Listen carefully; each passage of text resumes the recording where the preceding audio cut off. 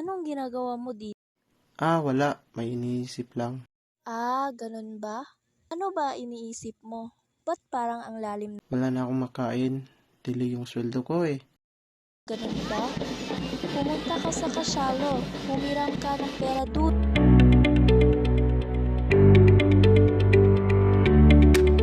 Baka mabaon ako sa utang dahil sa mga interest niyan.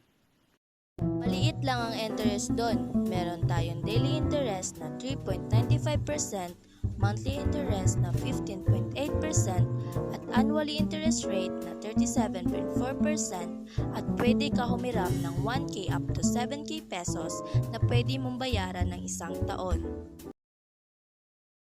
Paano kung gusto ko humiram ng 2,000 at babayaran ko pagkatapos ng 6 months?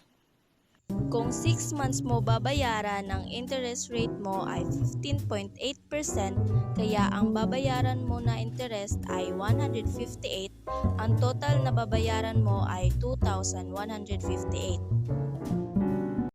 Paano kung gusto ko mag-loan ng 7,000 at babayaran ko after 1 year? Kung 1 year mo babayaran, ang interest rate mo ay 37.4%, kaya 4,382. Paano naman kung gusto ko mag-loan ng 7,000 pero gusto ko compounded siya annually?